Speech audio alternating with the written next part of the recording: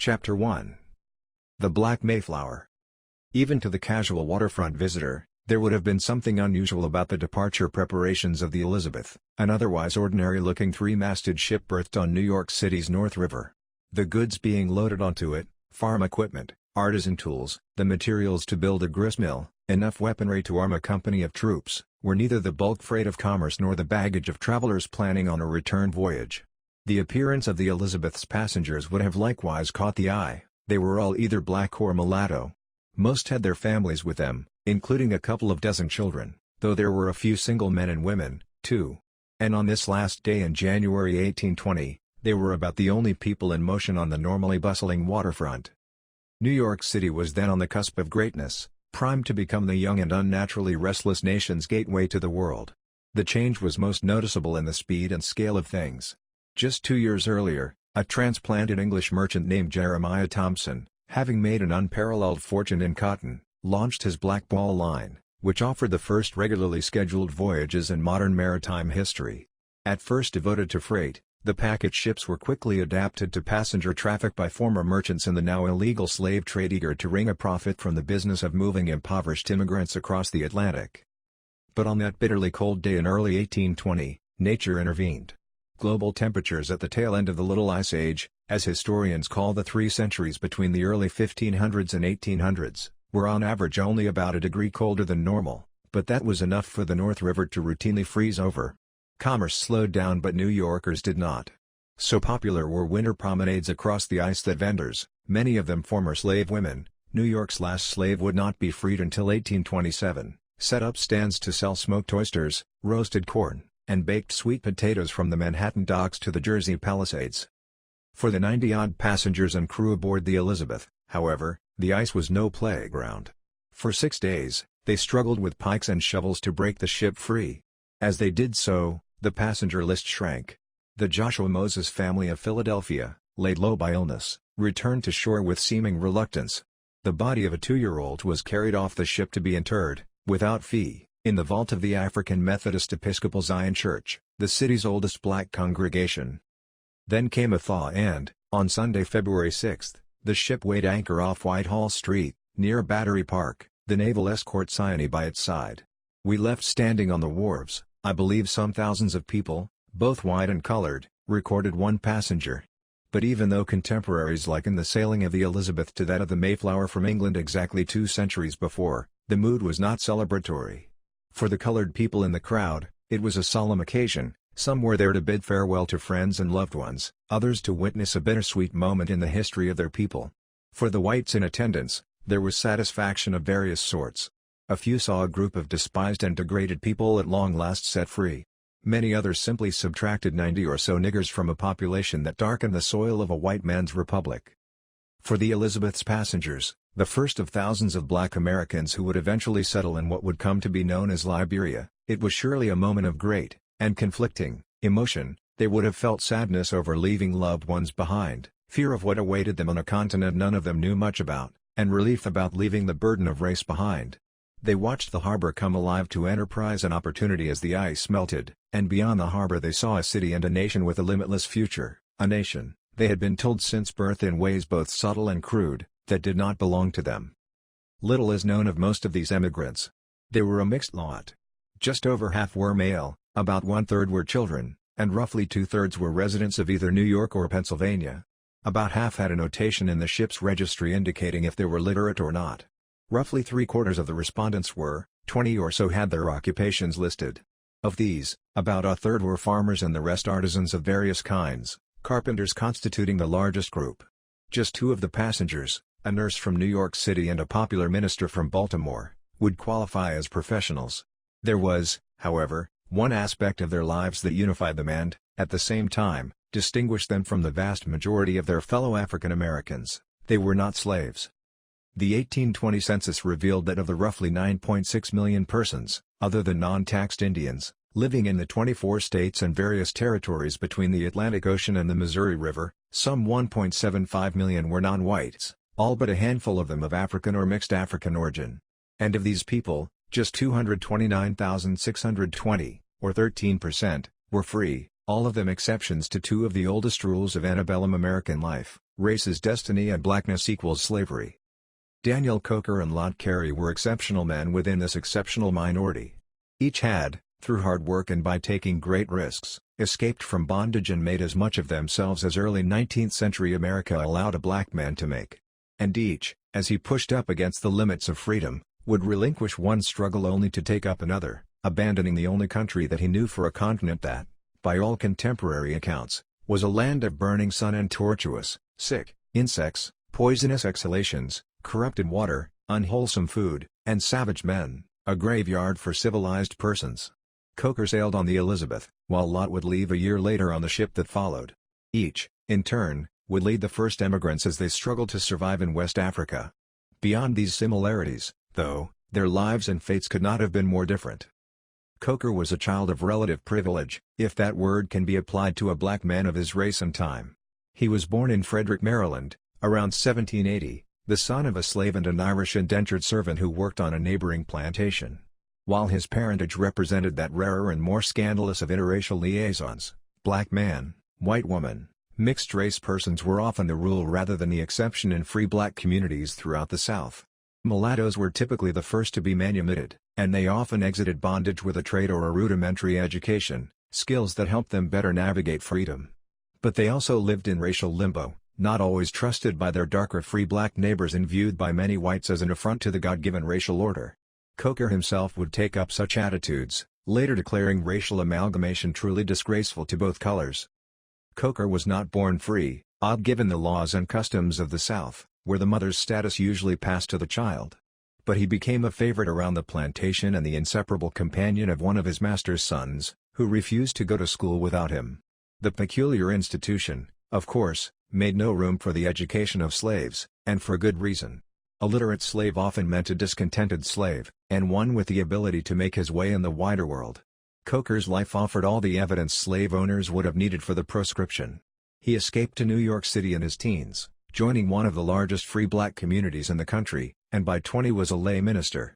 In 1801, he returned to his home state and became the first black teacher at the African Academy, a school for free blacks, and the first licensed black minister in Baltimore, even though technically he remained a slave until he was purchased and freed by a Quaker abolitionist 5 years later.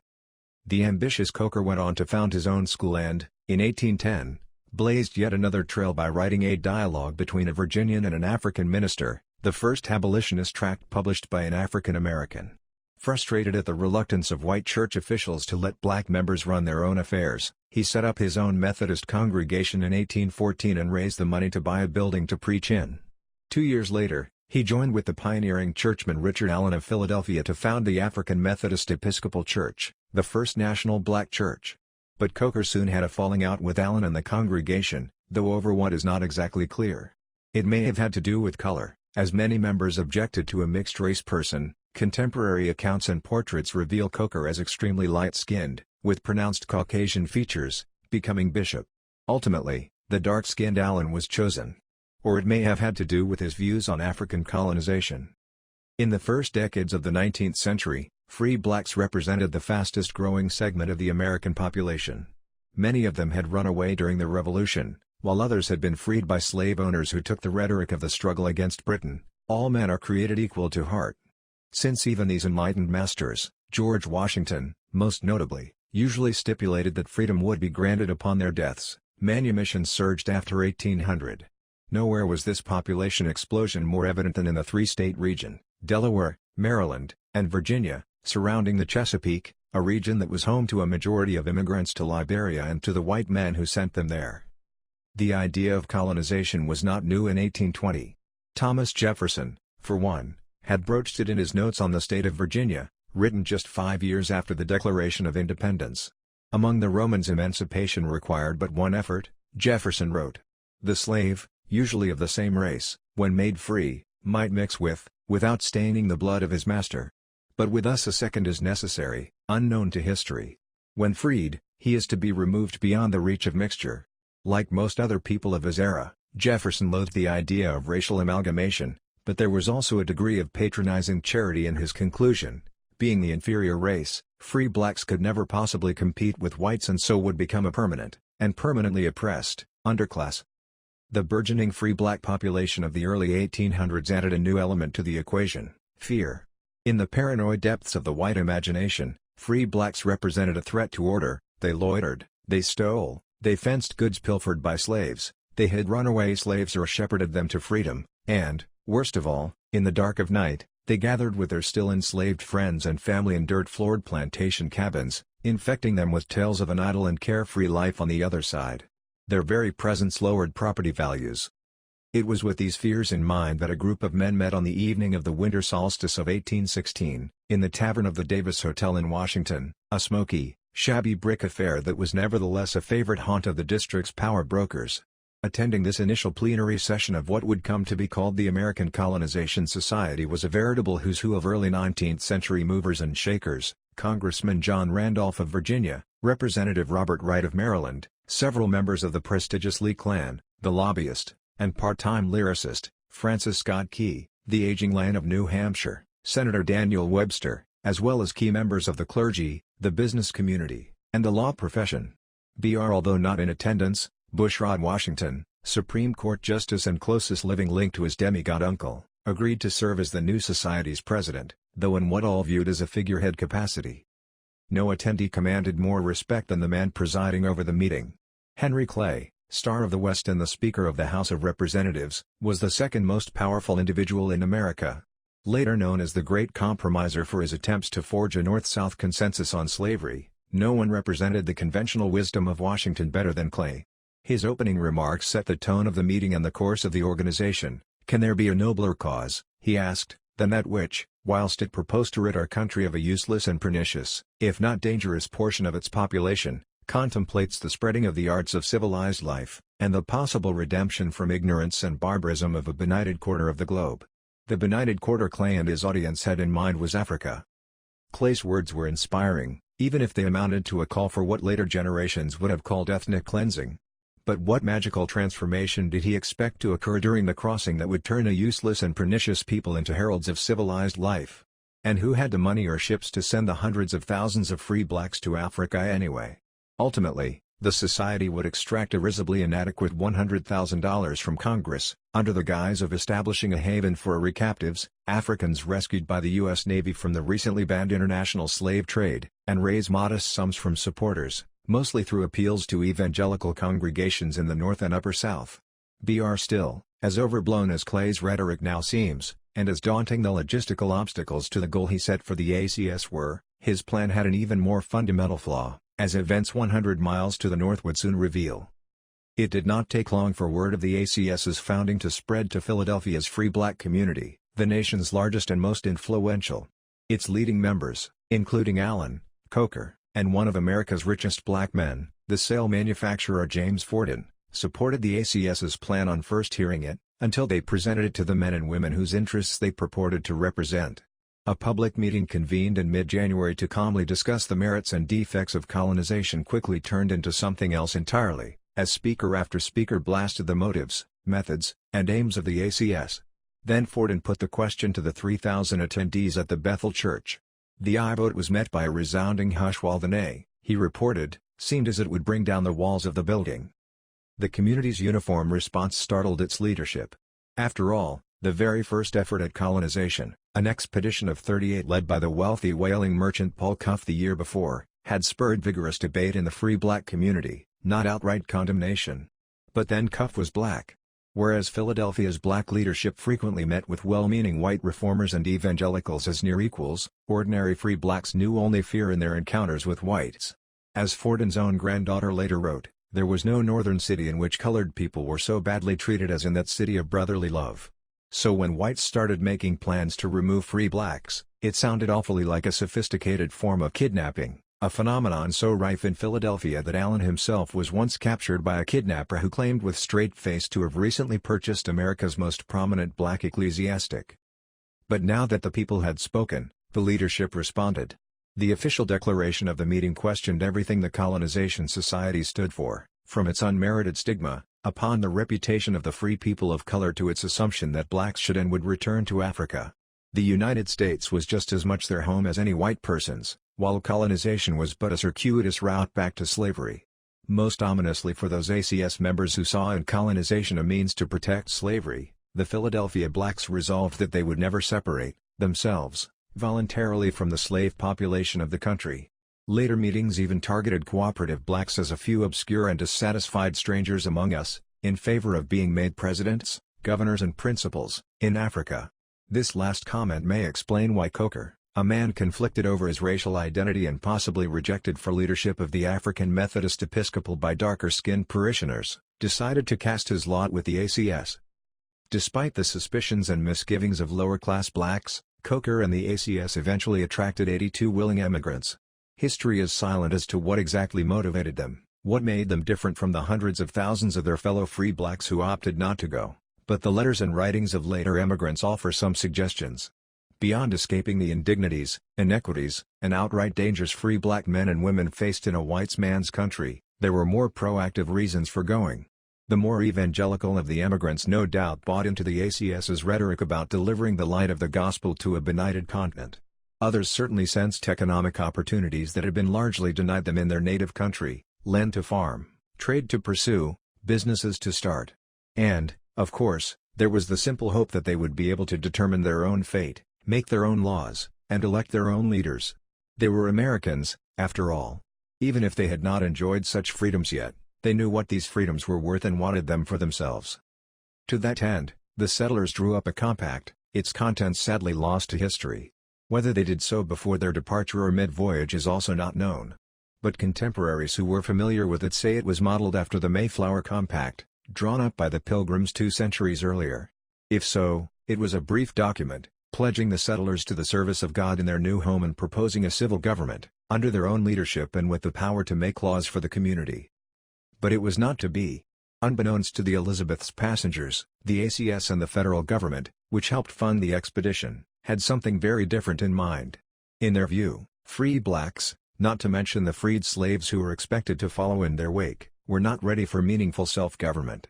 Just look at the squalor of their communities in America, the sponsors insisted, and their licentiousness, though this latter conclusion was less the product of observation than the prurient musings of white minds. No, these people needed guidance, with a firm hand and for a long time to come, before they might be able to run their own affairs. In the meantime, those affairs would remain the responsibility of the 3 white agents aboard the Elizabeth, 1 from the ACS and 2 dispatched by the government to run the recaptive program, including that program's leader, the evangelical minister and former U.S. Marine Samuel Bacon. Unsurprisingly, the dictatorial powers the ACS placed in the hands of its agents did not sit well with the colonists, who only learned of them during the voyage. Yehudi Ashman, Bacon's contemporary biographer and a future ACS agent himself, noted that it was but too apparent that a mutinous spirit was secretly working in the minds of some of the people on board. Bacon did not respond to the grumblings himself, asking the colonists' unofficial leader to do so instead. But Coker, for all his anti-slavery credentials, rubbed the hotheads among the colonists the wrong way. He not only refused to stand up to the agents, he sided with them. At one point, Coker lined the men up on deck and ordered them to sign a petition expressing full confidence in the judgment and sincere friendship of the agents. In his journal that night, he vented, "It appears to me the height of ingratitude to manifest any distrust of the agents, after such proof as they have given, not to say anything of their having left friends in the comforts of civilized life." Fair enough, but the next day's entry found him lavishing praise on a far less worthy candidate. May these children, of the colonists, ever cherish a grateful remembrance of this benevolent and humane act, i.e., sponsoring colonization, of the country that gave them birth. How much of this diary talk came out in Coker's shipboard sermons is not known, but there would soon be revealed another reason for the colonists' distrust of him. Coker would help draw up the plan giving life and death power over provisions to the ACS agent, a decision that would nearly undo the great experiment when it was just getting started and was at its most vulnerable. It took the Elizabeth just over a month to reach Africa. The crossing was not without its moments of drama. The colonists endured storms, a dangerous leak, providentially discovered, and witnessed a vicious fight between 2 dogs that nearly triggered a brawl between the black passengers and white sailors. Finally, on March 9, 1820, the disgruntled and seasick colonists arrived at Freetown. They were greeted by a haunting sight, a ghost armada bobbing and creaking in the green waters of one of West Africa's most magnificent natural harbors. Framed by verdant hills and the stone walls of Fort Thornton, These dozens of captured slave ships rotted in the tropical humidity of the wettest colonial outpost in the British Empire. Liberia, then simply known to sailors as the Windward Coast, did not yet exist, of course, and would not for another 2 years. Sierra Leone, the colony Britain had founded as a refuge for its own free blacks and recaptives, was the obvious destination for the ACS, especially now that the United States and Britain were no longer at war. Several years before, the Society had sent 2 agents to evaluate Sherbro, a large, coast-hugging island about 60 miles south of Freetown. Despite the evident hostility of the island's eponymous native tribe and the many shortcomings of the miasmic spot their chiefs were willing to cede, the agents wrote a glowing report, largely based on the sales pitch made by one John Kiesel. An island native who had been captured as a boy, shipped to South Carolina, and then freed by the British during the Revolution, Kiesel had returned to Sherbro, where he became a local trader and intermediary between natives and British officials. At once charming and unctuous, the former slave genuinely seemed to believe in the colonization idea, having befriended the whaler Cuff a few years earlier. But then, as a merchant, he had a clear pecuniary interest in seeing a shipload of well-provisioned African Americans settle down in the vicinity of his trading post, a site known as Camp Alair. Hawking Sherbro's advantages, he failed to inform the 2 ACS agents that the local water supply was so foul that he had barrels of clean water shipped in. He showed them miles of forest and savanna, confidently predicting that the chiefs would gladly sell what appeared to be empty wilderness but was, in fact, the fallow component of the local slash-and-burn agricultural system. He also insisted the natives would welcome both the trade and the civilizing influence the colonists would bring. What Kiesel left out of his pitch was as important as what he included. Despite his local upbringing, he had little influence with the island's chiefs, who were wary of him for his connections with the British and looked down on him for his westernized ways. And these same chiefs, who had no concept of owning land, were never going to sell the soil of their ancestors to the newcomers, even if they shared the same skin color. British colonial officials and merchants were equally unwelcoming, as the experiences of the Cuff expedition survivors encountered by Coker in Freetown made clear. Fearing an influx of independent-minded New World blacks, apprenticed in American democracy and likely to establish competitive trading relations with the United States, a recent enemy in the War of 1812, they had tried to thwart colonization efforts from the beginning, leaving Cuff's settlers impoverished and isolated. Those fresh off the Elizabeth encountered the same ill feelings. The British authorities told the ACS agents in no uncertain terms that they could remain in port for no more than 15 days. The latter remained undeterred, though, since Sherbro, not Freetown, was their ultimate destination and because they had to move quickly in order to start building the colony before the rainy season set in. But the captain of the Elizabeth balked when he was asked to steer his ship across the notorious sandbars around Sherbro. John Bankson, Bacon's assistant, looked out at the vessel-strewn Freetown harbor and came up with the obvious solution. With the huge cauldron for boiling rations of rice still bolted to its deck, the shallow-drafted Spanish schooner Augusta, only a few months removed from hauling slaves across the Atlantic, could be used to haul the colonists. To Coker, this development was another sign of Providence's mysterious ways. "Dear Mother," the colonist Nathaniel Peck wrote on March 27, 1820, a week after his arrival at Camp Alair, Kiesel's post on Sherbro Island. "It is with pleasure I take up my pen to tell you that I am well. I am now treading the soil of my mother country, thanks be to God. And find that it is good, the natives receive us with joy and gladness. The climate is very mild and good." A 22-year-old miller from Maryland, Peck had every reason to be hopeful. The weather was indeed fine, the natives did celebrate the colonists' arrival, and Kiesel, who had built a dozen houses in preparation for the new arrivals, appeared to be the ideal host. "Get ready to go," he told his mother in closing. In fact, Mrs. Peck would never follow her son to Africa and Nathaniel would soon be fleeing for his life. It did not take long for Peck and the others to learn that things were not as they seemed at Camp Alair. The natives' apparent joy at their arrival had less to do with the return of Africa's lost sons and daughters than with the wealth of cargo they unloaded from the Augusta. As for the settlement, it was surrounded by mosquito-infested swamps and barely above the level of the bay itself. The chiefs had been happy to unload the land on Kiesel. Still, it was only supposed to be temporary, as negotiations for a better site were to commence immediately. Gazing from the beach, Coker remarked, "The land we hope to get on the main part of the island is much higher. We can see from here high ridges of mountains, covered with tall trees. It is said that the water there is very good and plenty." Soon, though, it became clear that the locals were not keen on African American colonization and Kiesel was not the influential broker he claimed to be. Within days of arriving, Bacon began pushing Kiesel to set up a general council of the chiefs in order to negotiate for a tract of land in the island's interior. But Kiesel procrastinated, so Bacon took the lead, setting out for the village of King Farah, the local headman, with Kiesel, reduced to a translator, in tow. We were received and seated in the palaver or council house, on native mats, and after our presents had been produced and accepted, the palaver began. Bacon wrote. I stated through Mr. Kiesel, the objects of our visit to Africa, and the benefits likely to accrue to the native tribes, from our religion, agriculture, and the mechanic arts. Farah smiled and nodded and then said there was nothing he could do. Authority lay with King Sherbro. Bacon ventured on, visiting village after village, but everywhere was told the same thing, talk to the king. As for Kiesel, Bacon began to sense that he was not just unable, but unwilling, to set up a meeting with Sherbro. There was no time to lose. From the time it starts in April through its end in November, the rainy season, inaugurated by howling windstorms that mariners of the day called tornadoes, brings torrential downpours to Sherbro that can last for days on end. Farming is impossible, life is miserable and, in an age before mosquito netting and chloroquine, very tenuous. The settlers began to sicken even before the first drops fell. By April 6, 21 of them were incapacitated. 2 days later, the number had risen to 35, 2/3 of whom exhibited symptoms of a dangerous character, and all appeared to be hourly getting worse, Bacon recounted. There are 8 entire families sick, amongst whom there is not one able to cook his own food, or wait upon a child. The former Marine captain turned evangelical preacher who combined physical stamina with a zeal for benevolence, ran himself ragged tending to them, and hazarded some guesses as to the causes of the epidemic. I reckon the following as the principal: too free use of the country fruits, the neglect of personal cleanliness, alternative exposure to the sun, and the dampness of the night, the want of flooring in the huts. Fruit consumption aside, none of this could have helped, but it did not matter in the end.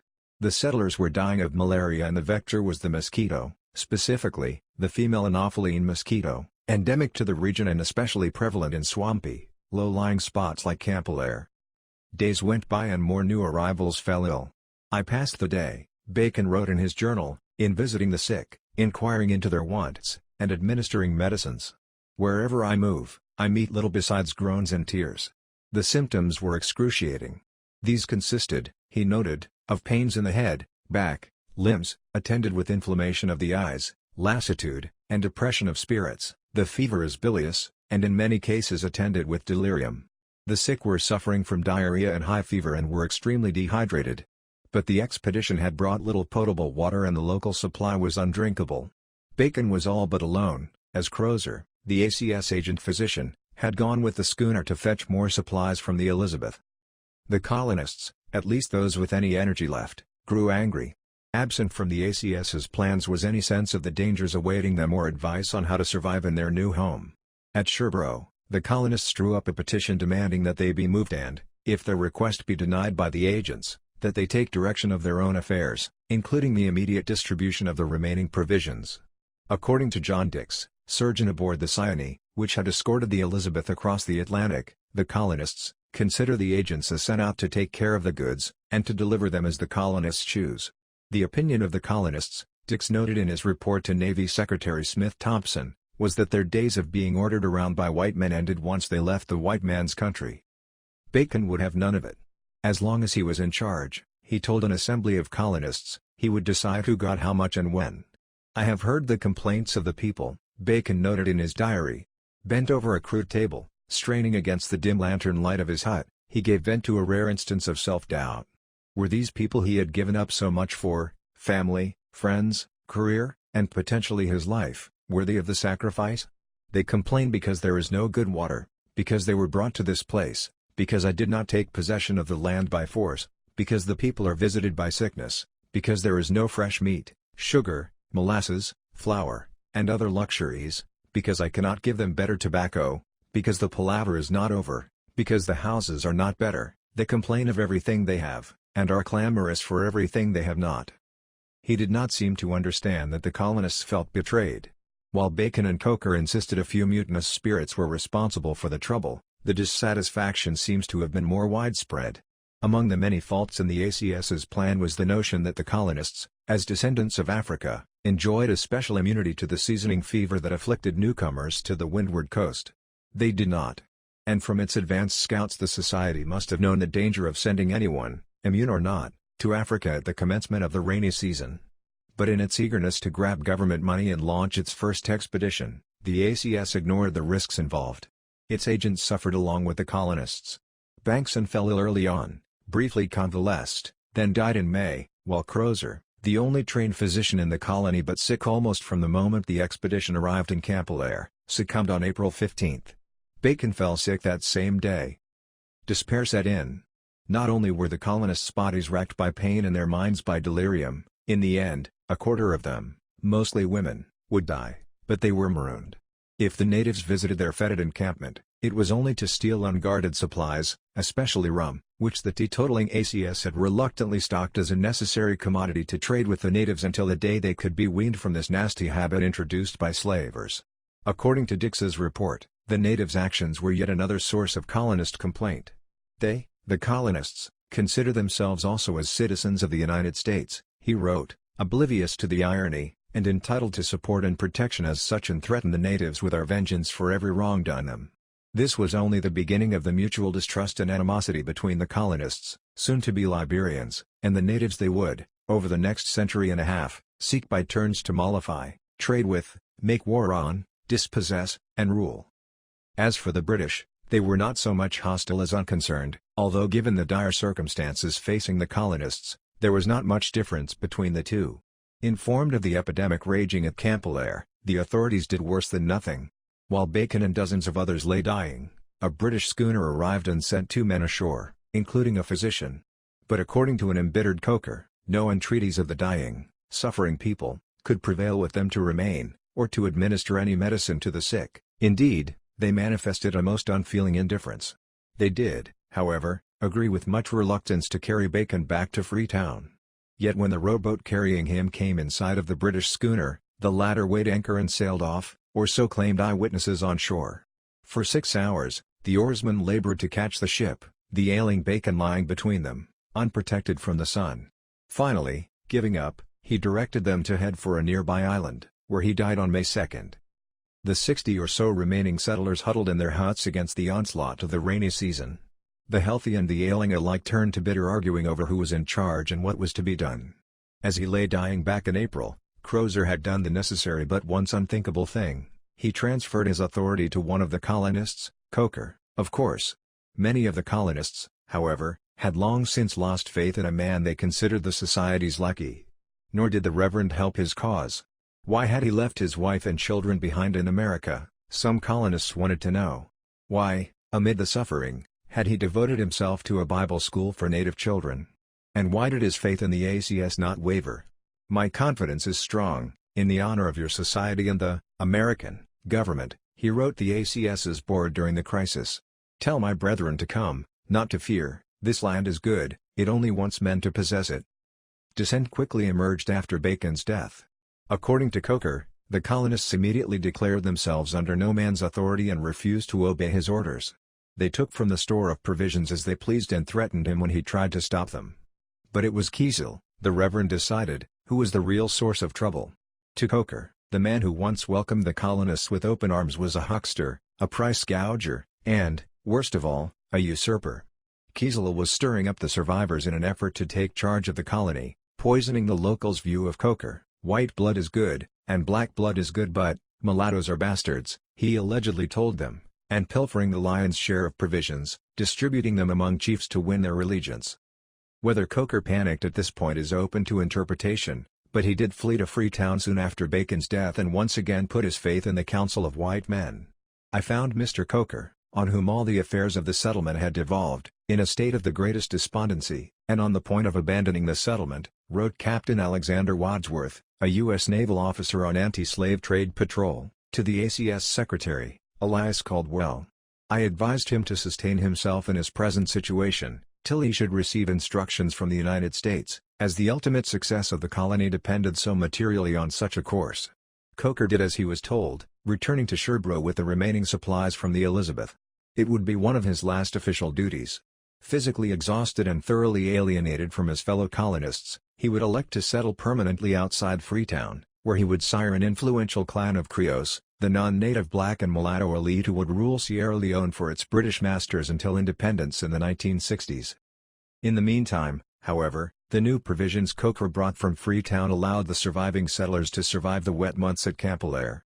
But, as they all agreed, Sherbrooke was no place to settle. By November, and the end of the rains, the last of the surviving colonists had relocated to the elevated and dry Freetown suburb of Fourah Bay, a desperately needed refuge granted, reluctantly, by the British governor. As news of the Sherbrooke disaster made its way back to America, the ACS remained committed to the experiment, perhaps, given the catastrophe at Sherbrooke, even criminally so. The next year, once again backed by federal funds, it launched another expedition destined to arrive in West Africa at the start of the rainy season.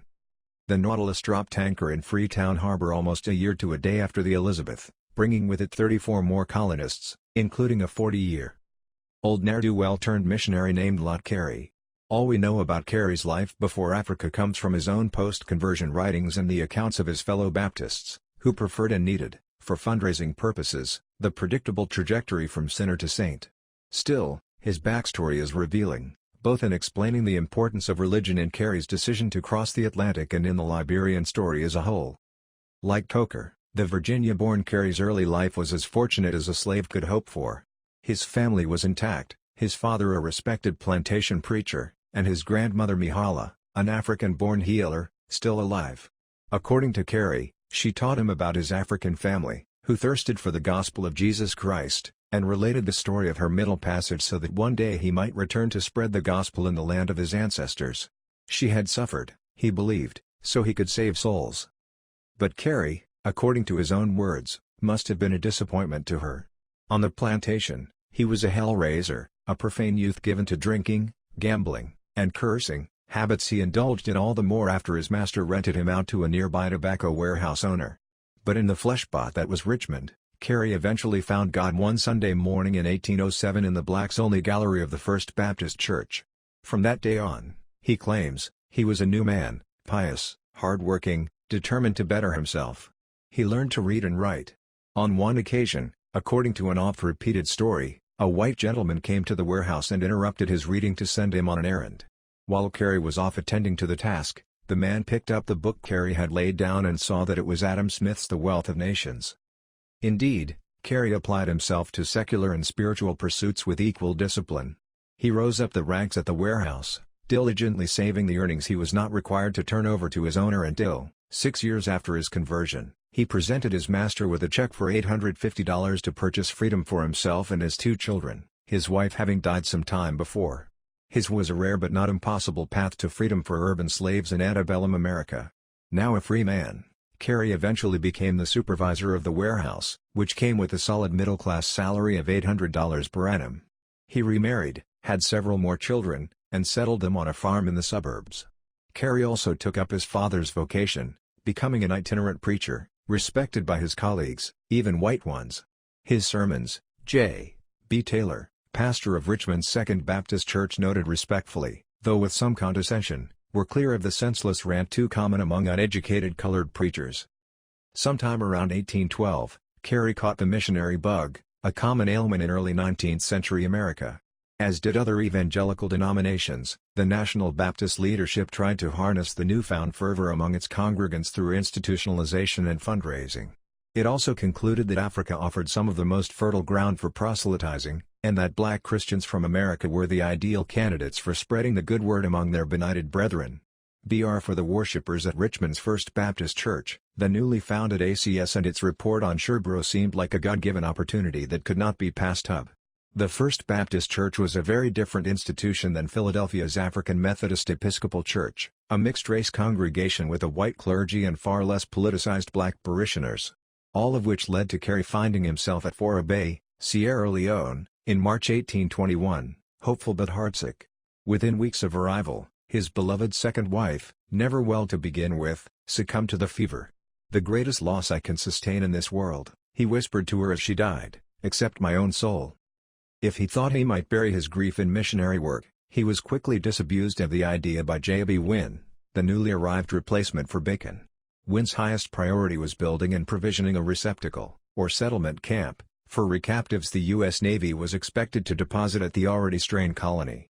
He, Wynne, has rented a farm, and put us, Carey and his co-missionary Colin Teague, on it, and we must cultivate it for our support, and for the support of these Africans, and pay as much of the rent as we can," he reported to the Baptist Board of Foreign Missions. Ever the faithful servant, Carey tried to put a positive spin on things. Jesus Christ our Savior, when he came on his mission into this world, was often found with a broad axe in his hand, and I believe a good many cornfield missionaries would be a great blessing to this country. But, he added in an uncharacteristic display of contrariness, only if they were not confined to the field by the law and by necessity. We are bound by both. Still, the indefatigable and indestructible Carey, he did not catch the seasoning fever, managed both to learn a new craft, cooperage, and establish a mission among the local Mandingos in Fora Bay. The latter accomplishment was especially poignant, since it fulfilled his grandmother's prophecy that he would slake the spiritual thirst of his African brethren. Soon, out of necessity, he would drift away from missionary work. His highest priority became the survival of his fellow colonists, even when that survival required making war on the natives he had come to save. In doing so, Carey would bend his noble intentions to the exigencies of survival, which those who followed him would do time and again throughout Liberia's history. The compromises would not always be about religion. Later in the century, after Liberians declared their independence from the ACS, they would establish a republic but keep it for themselves, for fear of being overwhelmed by masses of native voters. And when forced to choose between African liberation and national survival in the early 20th century, they would opt for the latter. All of it was not so much a reflection on their characters as it was on their immediate circumstances.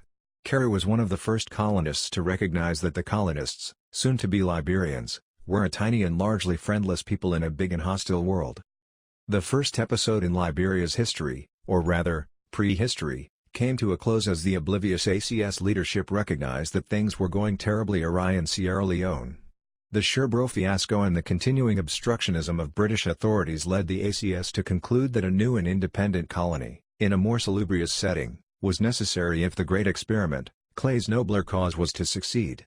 And so, in November 1821, agents for the federal government and the ACS, Robert Stockton and Eli Ayres, respectively, sailed southeastward to find a more suitable place to settle the colonists. Stockton headed the expedition. A former student of the Reverend Robert Finley, the pious New Jersey schoolmaster and a key inspiration behind the ACS, he was also an ambitious naval officer, an opponent of the slave trade on religious grounds, and a proto-imperialist who would go on to serve in the U.S. Senate. In short, he believed in African colonization for every possible reason: Christian benevolence, opposition to slavery, and the extension of American influence abroad. Stockton and Ayres did not discover many viable options for the colony, as the windward coast offered precious few safe anchorages. The obvious destination, Cape Mesurado, a rocky headland and lagoon 200 miles from Fora Bay, presented a major obstacle: a native leadership notoriously suspicious of outsiders, especially those claiming to come in the name of civilization. The chiefs correctly interpreted such sentiments as a threat to their status as middlemen in the now illegal transatlantic slave trade. This reputation for intransigence had frightened off an earlier team of ACS agents sent to secure land for a settlement, and that had then promptly succumbed to fever. But Lieutenant Stockton, young, righteous, and impatient, was not so easily intimidated.